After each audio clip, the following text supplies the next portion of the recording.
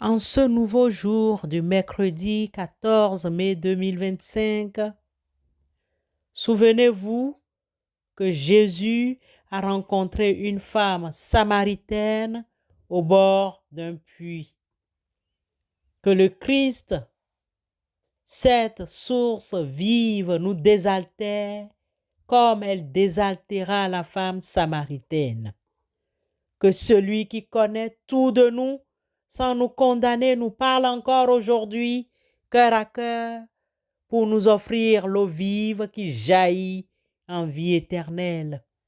Que notre rencontre avec lui transforme ce jour ordinaire en témoignage extraordinaire. Amen.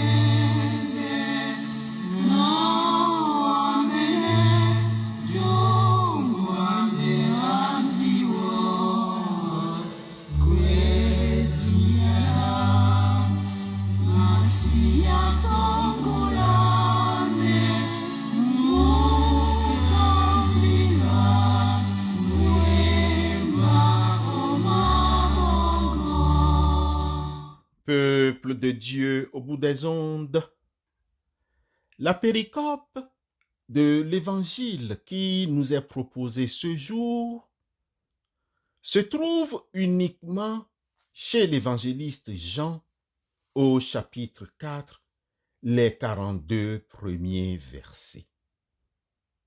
Elle ne se trouve pas dans les évangiles synoptiques, c'est-à-dire chez Matthieu, Marc et Luc. Que s'est-il passé, bien-aimés frères et sœurs, exactement? Et que rapporte si bien l'évangéliste Jean dans son chapitre 4, les versets 1 à 42? En effet, Jésus quitte la Judée pour la Galilée. Il passe par la Samarie, une région évitée par les Juifs. Fatigué du voyage, il s'arrête au puits de Jacob, près de la ville de Sychar. Là, il rencontre une femme samaritaine venue puiser de l'eau.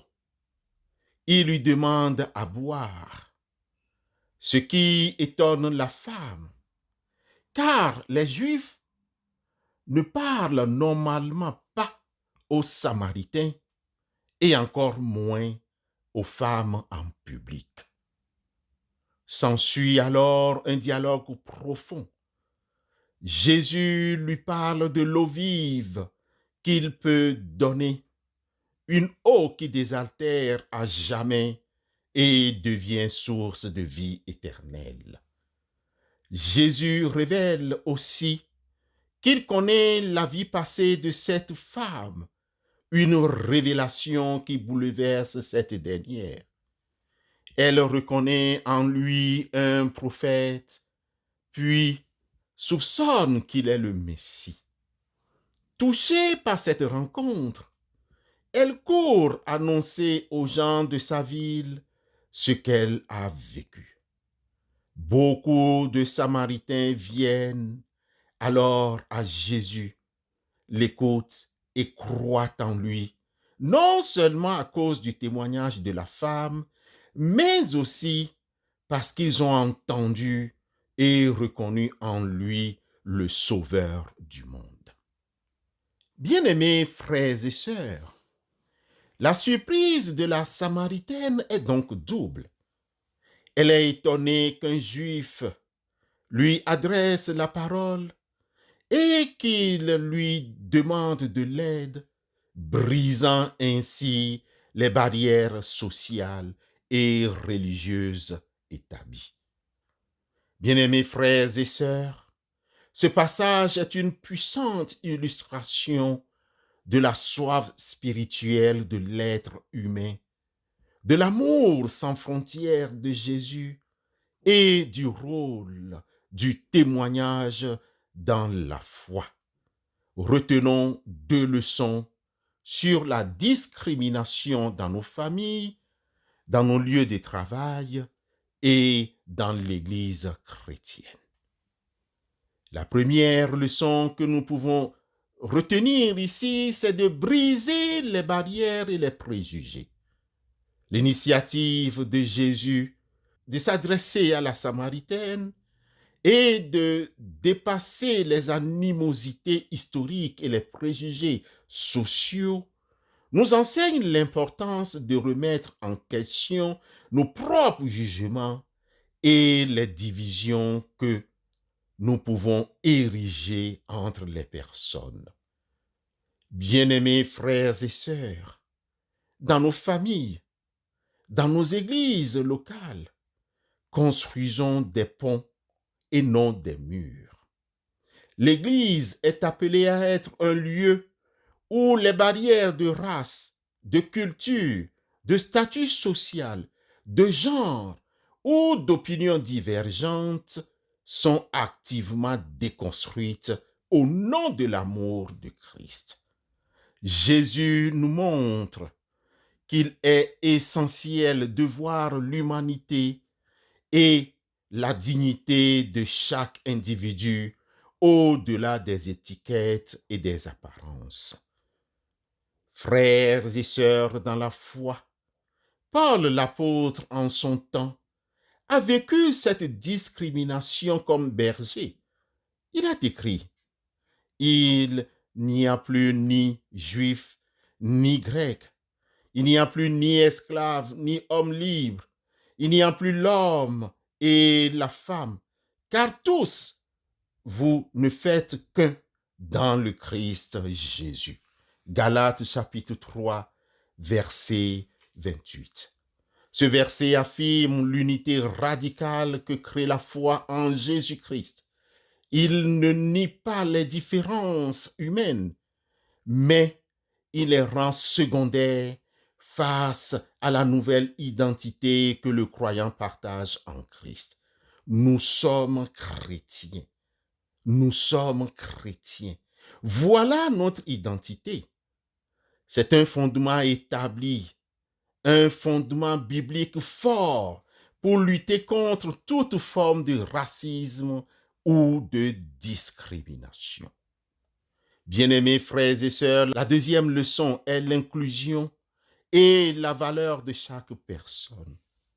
La transformation de la Samaritaine qui passe d'une femme isolée et marginalisée en une témoin enthousiaste de Jésus auprès de sa communauté souligne la valeur et le potentiel de chaque personne, quelle que soit son histoire ou sa réputation. Frères, sœurs, chaque être humain a une valeur inestimable aux yeux de Dieu, non à cause de son passé, mais parce qu'il est créé à son image, selon le livre de la Genèse au chapitre 1, le verset 27. Jésus ne regarde ni la réputation, ni les étiquettes sociales, ni les fautes passées, il regarde le cœur. Comme il l'a fait avec la femme samaritaine, il vient à notre rencontre avec nos fragilités, non pour condamner, mais pour réveiller en nous une soif plus grande, celle de la vie, de la vraie vie. Personne n'est trop loin, trop brisé ou trop oublié pour que Dieu ne puisse s'en servir. Bien-aimé, la femme samaritaine rejetée devient messagère. Le marginalisé devient témoin. Le méprisé devient source de foi pour une ville entière. En Christ, notre histoire n'est pas un obstacle. Elle devient le lieu de la rencontre, puis le point de départ d'un nouveau commencement. L'Église devait être un espace d'accueil inconditionnel où chacun se sent valorisé et où les dons de tous sont reconnus et encouragés. La rencontre au puits révèle que Dieu peut œuvrer puissamment à travers ceux que le monde rejette ou ignore et que l'évangile est destiné à tous sans distinction. Somme toute, chers frères et sœurs en Christ, à travers cette rencontre de Jésus avec la Samaritaine, nous sommes appelés à examiner notre propre cœur et nos pratiques familiales, ecclésiales, pour nous assurer que nous reflétons l'amour inclusif et la compassion sans préjugés que Jésus a manifesté auprès de la femme samaritaine. Semons l'amour en Christ. Celui qui sème pour sa chair moissonnera de la chair la corruption, mais celui qui sème pour l'esprit moissonnera de l'esprit la vie éternelle. Galates 6, verset 8. Amen.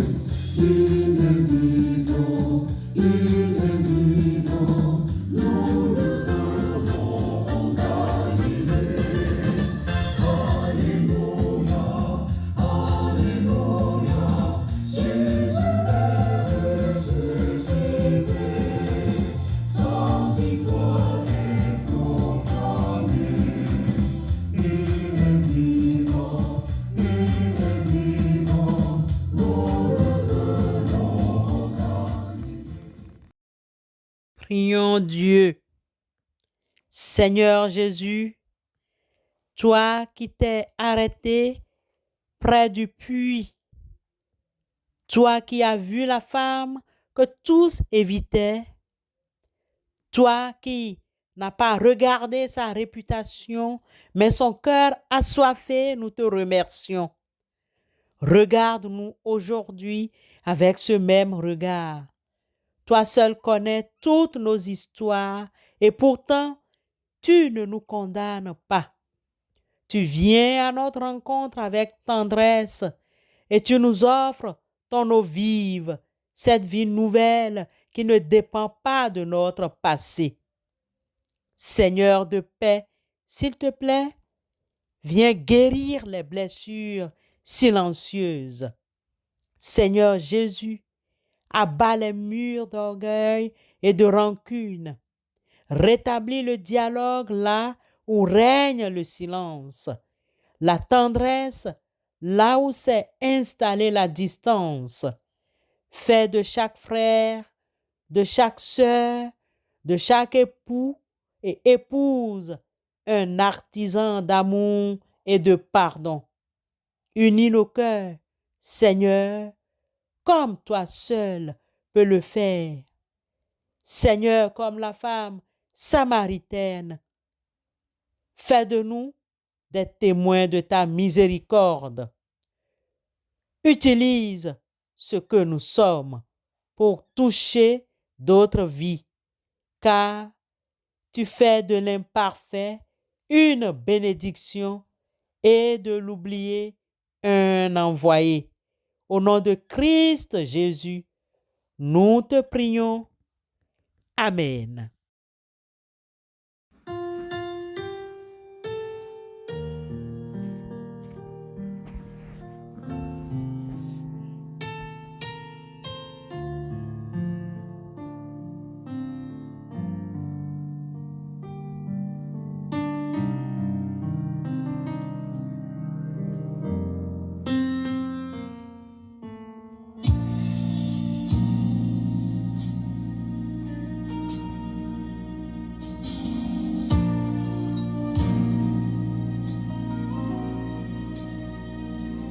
Quand je regarde ta sainteté et quand je contemple ta beauté,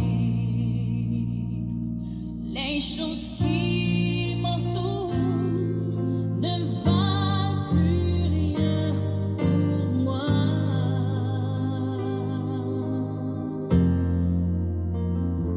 Je découvre la joie de te chanter, de déposer ma vie à tes pieds. Il n'y a que toi qui importe pour moi. Je veux t'adorer,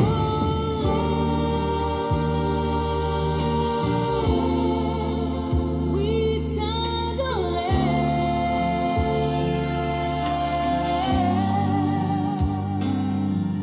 Ma raison de vivre, c'est de t'adorer.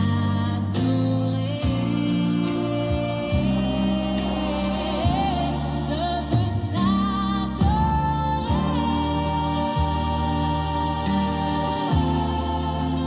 oui t'adorer.